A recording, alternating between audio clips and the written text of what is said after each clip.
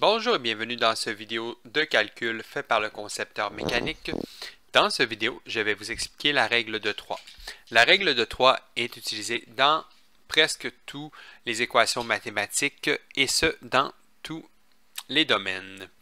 Donc, le but de cette règle, ou l'objectif, est de trouver un équivalent proportionnel sur un autre dénominateur. Je vous ai fait deux mises en situation, une jaune et une orange, pour vous l'expliquer. Dans la première, on va faire un calcul standard et dans l'autre, on va trouver aussi, mais pour obtenir un pourcentage. Donc, ça va être sur 100. Donc, la première mise en situation.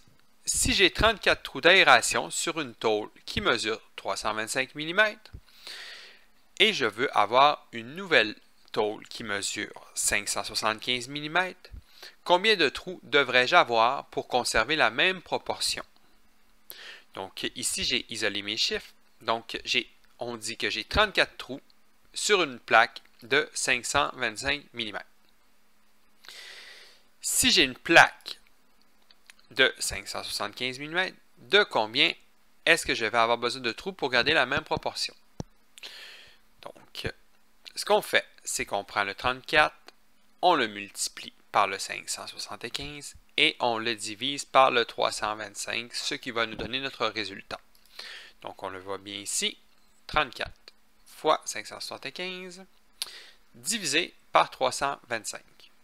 Donc, pour garder la même proportion, sur une plaque de 575 mm, j'aurais besoin de 60,15 trous pour garder la même proportion.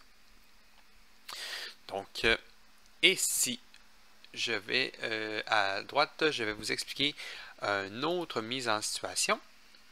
Donc, si j'ai un boulon de 8 mm dans un trou et il me reste 1,5 mm de jeu dans mon trou, quand j'insère mon boulon, j'aimerais savoir le jeu dans mon trou de passage équivaut à combien en pourcentage, bien sûr. Donc, on dit qu'au départ, j'ai 1,5 mm de jeu pour un boulon de 8 mm. Donc, j'ai 1,5 mm de jeu sur un boulon de 8 mm et je voudrais savoir en pourcentage, donc sur 100, ça équivaut à combien? Donc, je fais la même formule avec la formule croisée. Donc, je fais 1,5 fois 100 divisé par 8, ce qui va me donner mon résultat. Donc, on le voit ici, j'ai 1,5 fois 100 divisé par 8. Donc, la réponse, c'est que j'ai un jeu dans mon trou de passage de 18,75 %. Donc, comme je vous disais, c'est une formule qui est vraiment utilisée assez fréquemment. Donc, elle est quand même simple, mais c'est important de bien la comprendre. Donc, je vous remercie d'avoir regardé mon vidéo et n'hésitez pas à vous abonner sur ma page Facebook, Dailymotion ou YouTube.